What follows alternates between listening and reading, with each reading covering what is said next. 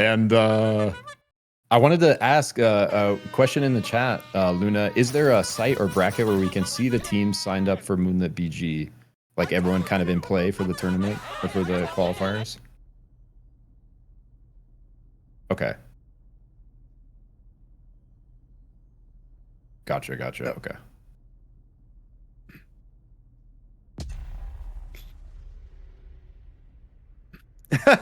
Sounds Just let good. them know. Yeah. What? If it's okay, Luna, is it okay to drop Okay, the Discord link in chat? Yeah, I'll do that right now. Interested? Yeah. Okay, cool.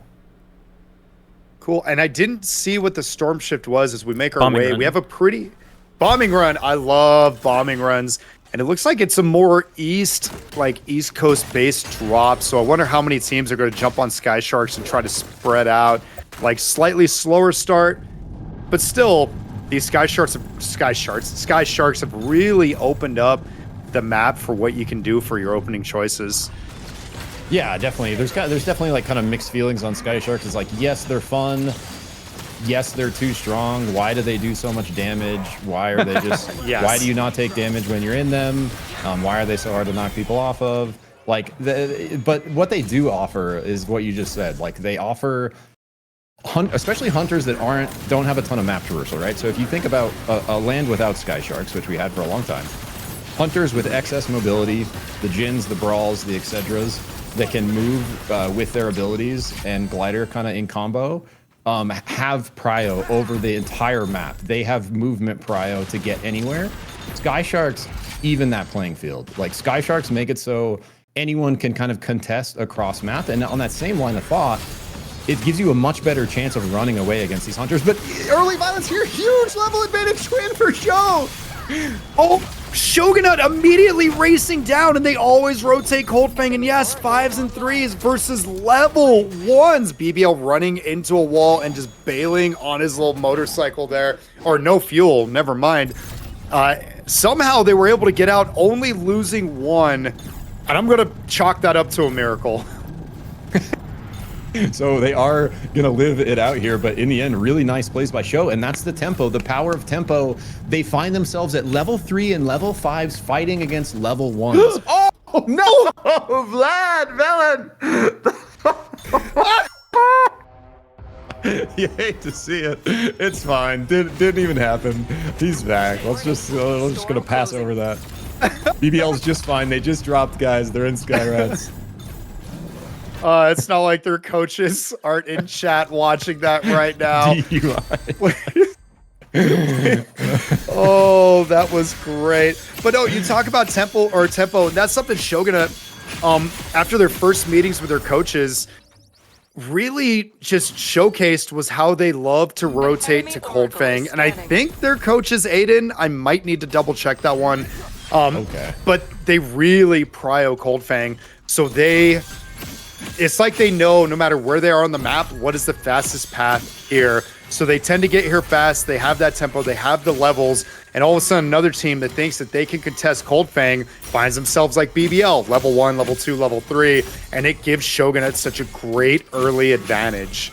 Dude, I actually like that so much. And it's like, you know, especially when you're kind of newer to this game and you're really trying to understand the kind of whole of it all, to sort of isolate stuff into like sections like that is really useful. So for example, what's our primary drop strategy? We love the gold power spike in Coldfang. We love early gold, getting our relics online and then fighting. Let's practice getting good at dropping and running Coldfang. Let's know every angle of Coldfang. I think we did see a disconnect for Zoe level 1. I saw Saros die immediately at level 1 to Abyss, so I think we did have a DC rough start for them, it looks like. That's kind of tragic too, because they were our first team eliminated last game, so they have to make a play. And unfortunately for them, if they've DC'd, hopefully it's not just them tapping out. I really hope not.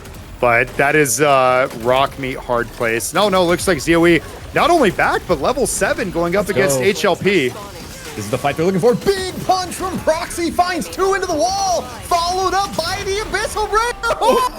So going crazy with the wombo, deleting back foot. No way.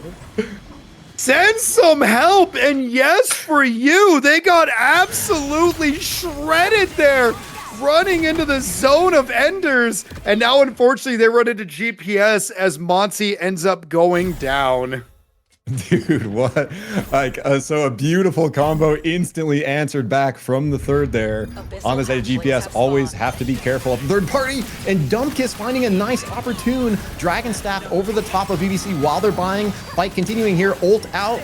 See the spin, nice grab, looking for the air slam from Pajama Game Lord. Oh, almost counter dunked from Dumpkiss, finds the mantle, slug wave on the way out for Pajama Game Lord. Is gonna look to live here, has his team Ice Alarm pumping damage on the flank of GPS, a little bit split now. Oh, big slam coming through from Dumpkiss, was gonna miss, but Hestia kind of shifting over into it, is gonna get out. They are gonna be okay for a second here. Now that worked out really well because Ice Alarm ended up hitting a grenade earlier on that got Dumpkiss down to about half. And so it really kept GPS like having to be careful with their engages and play at the maximum range instead of how we've been seeing with them where they just dive on you and amidst the chaos, Schmoogler hits the shots. So really, really well handled from BBC despite getting jumped on in that scenario by the current rank 1 team in the lobby. Yep, and we did see, I was going to say, I saw final member of Zoe on the train. They are going to lock in that train res early storm here, so plenty of time. They find Sky Sharks going to be making their way back into play as we are going to be turning over to day 2, wanting to really look for that quick level 9 as multiple teams already doing that. We see Show on the level 9. Dumpkiss doesn't care, over the top with the level 8 Wukong in with the ult entry, has the eye for mount. Shiv tips out, trading big damage. Nice shifts away though. They are going to effectively avoid that, and GPS playing his fight beautifully. Huge flick from Schmoogler there, finds the second onto Show. Now it's just going to be the Zeph trying to make their way out here with the B-hops. So there are a few strikes in this series that have been phenomenal, that it's like shades of Pine with them. And yes, Schmoogler amongst the greats. I think Schmoogler stands at the top of the mountain. That flick right there, yes, they were one tap, but still hitting that shot and hitting all these has been one of the many keys to success that GPS has had. Like, just a force to be reckoned with. And in spite of that, Shogunate able to get out just barely, and I love that disengage by them. Your bro says, I like how you said day 1 and 2 would be quiet since there are 8 teams. Age like milk. I'm sorry, but I love it. We love the actions. We do have a Felix diving in, getting the pull onto GPS. GPS barely phased by it, has the turnaround. Go button's been pressed, but all of a sudden, Schmoogler gets sniped by somebody else, and now GPS is playing on the back foot as ZOE, continuing the momentum. Dumpkiss hurt badly. Tadopal down, and Dumpkiss barely surviving over the abyss, trying to make something happen. Will they turn? They have to stand. They do. That's huge. GPS has found their way back to the lobby. Massive play. So we see the third party from Zoe, but BBC the real winners here as they find the squad wipe. Multiple kills coming through for the side of them, playing in from the north there. Beautiful fight. That Zoe third party though really setting up the pinch onto GPS there, putting them in a spot without many options, and they both teams opt to finish off the pesky Wukong there. So in the end, Dumpkiss nowhere really to go is going to send GPS out at 7th, Twin. And it was because of the almost ego check from GPS that they got engaged on by a Felix, continued in on the path of the Felix ult, but they didn't account for the third party. Maybe they just didn't see that KP hook come out from the north, but beautiful turnaround, and they were just the monkey in the middle right there. Indeed, and Zoe actually doing a really nice job looking for these third parties after that early combo. We see Wukong kill coming into the north here for Fluffy-On. BBC under pressure, another one onto Ice Alarm here. Ghost trying to kite away. Nice laser push, looking to play a nade angle. He's going to buy some time. Nice one onto the Vivo. Dumpkiss really, or sorry, Fluffy-On, really good patience there. Waiting out the nade on the staff is going to result in another kill earned for that patience. Nice plays for the side of BBC. Man, that's just actually really crazy how they did that. Yes, lots of patience and really good disengagement. Now, Pajama Game Lord, ends up getting spiked by Vlad. And now BBC, another one of our higher placing teams from the last game, eliminated in 6. And this has been a bloody game 2. Yeah, I feel like a couple of the top squads. I'll pause that thought as Zoe continuing the violence here, looking for an engage on R&B. They overpush though. Hero finds the spike for R&B. Now Zoe in a bit of a rough spot as we see Squaw and Show lurking right to their south. Show tips out, ends up taking a good chunk of damage from that Dylan Krista ult. And Dylan loves to play on the aggressive, but with all this Abyss and knowing that Show has a brawl right there, choosing not to. Actually, it's Dylan that comes around for a flank. Good damage, and all of a sudden, Shogunate, not a whole lot of places to run as they're island hopping and see R&B. Yeah, and luckily it was a good play by Zoe to kind of read the writing on the wall, find their way out of there, being a little bit behind here, wanting to get that res through. We do see really kind of uncontested, surprised to see no one looking to push this as it opens, but uncontested Exotic there coming through for the side of Show as we see other teams kind of posture. Oh no! Wait, were they in a bush? What happened? What happened? I don't know if they just... I don't know. I don't know. Either way, R&B setting up the trap, capitalizing. That was so well done. Squaw flying a little too close to another team there, but able to use that res beacon that will be in the storm. So they lost a little, but not a whole lot. At least able to get their teammate back up. As now teams are going to have to find some mobs on this day 4, because there's not going to be a whole lot here in the grind. Like, it's going to be so heavily contested. Yeah, and I will say that is one advantage to having less teams in the lobby, is more available farm late. But at this point, we're getting more close to, like, you know, how many squads we would normally have left. But actually, we've had more drop than normal in this game. Been superheated as Show continue to cook here, looking at Squaw. Squaw playing up to this high ground. A little bit of patience here, looking for the right angle. Dylan looking to poke a bit with that. Krista tips out in with the shift. Maybe he doesn't see these two members. Takes the dagger back. Nice bait. Gets a couple cooldowns out of Squaw. Show now looking for the re. Oh, and it looks like Squaw realized Ueko making the call. No! Gliding right into the Zephold. Ends up going down. The Oath drops, and Ueko trying to make some moves out. But Shogunate in the bombing run, but ultimately not going to chase and try to get their level 13. From downtown there for Chef Obreco. Nice snipe. With the Zephold, we do see Deathbox coming here for the side of Squaw as they make their way back around. Still have that fire down in play.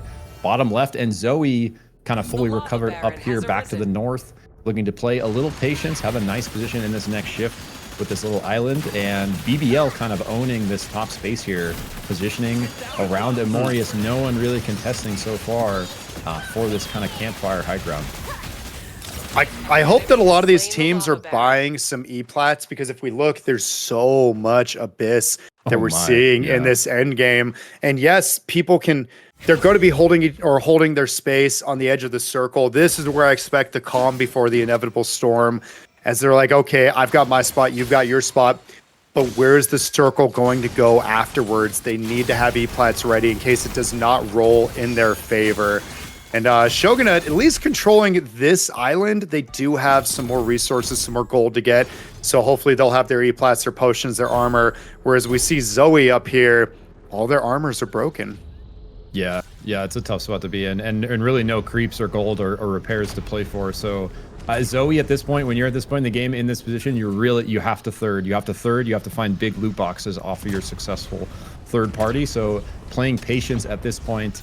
Luna giving us a look there at the setup, and I wanted to call out the pause that. Oh, that's dangerous! Into Abyssal Breaker. Squaw Motec, huge one. Pushes him off the storm. Bobby run finishes off America. What the heck, Squaw? What? Squaw! They're prey alive right there. Shefo dashing them in, not realizing that the bomb, or not understanding that the bombing run was at your back. All that team, all Squaw had to do was hold their position, and they pushed them back into the bombing run. And we saw Brawl and Barrico desperately trying to run away, and just with the last little crevice of life, eating that bomb to the face, and they just put themselves into the fire right there that was Squaw. Shogunate, your coach is going to have some words.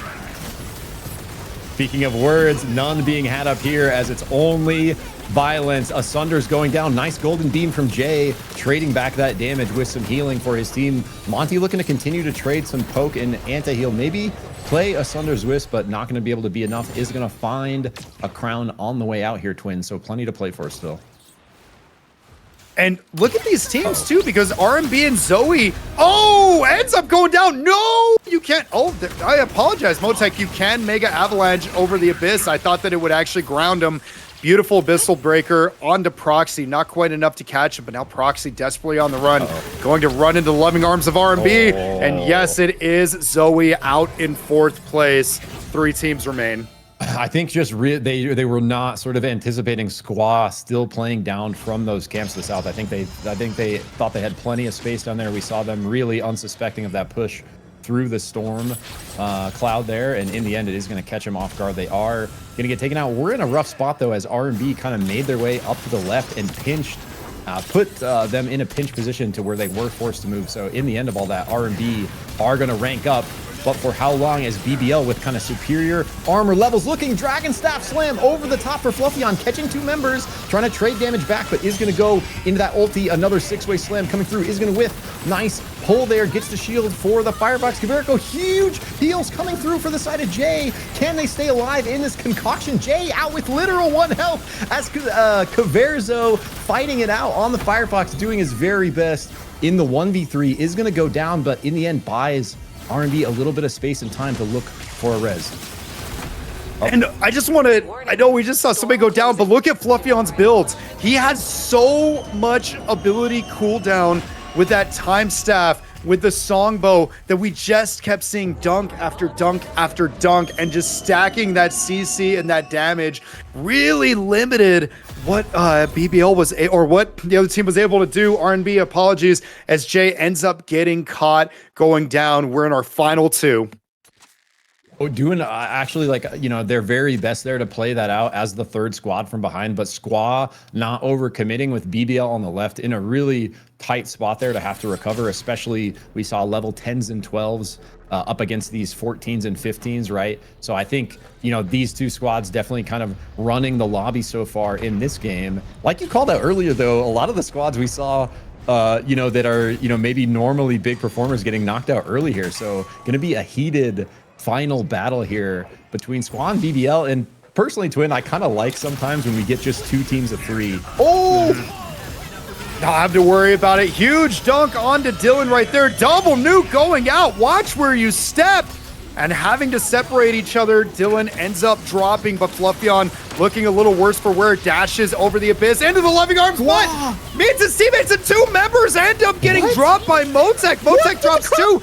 The crowd pop though, and here comes the long range from downtown. Fluffy on dunk onto Motek, and now Motek and Uwaiko. Beautiful crown pop from BBL, giving him a fighting chance. They're not done applying the pressure though. Motek picking up the crown, and because this bombing run, J-Ro has to get away. That was huge, a double play by Motek, but BBL with the instant crown pop. I really like what I'm seeing from Squad Motek here in these games. Another massive Abyss Breaker looking for the combo, going for the delete here. Jewel trying to back him up. Another huge taunt though for the side of BBL. Such low health. Motek, can he do it? Still alive, gets the Q out, literal 1. No, in the end, BBL, they proc the crown and they finish off Squaw off the back of some beautiful Bebo Tonks for J Ropagata. That was actually insane, and we saw the knock for the crown, and they were just vying for those extra seconds and the ability to turn onto Motek.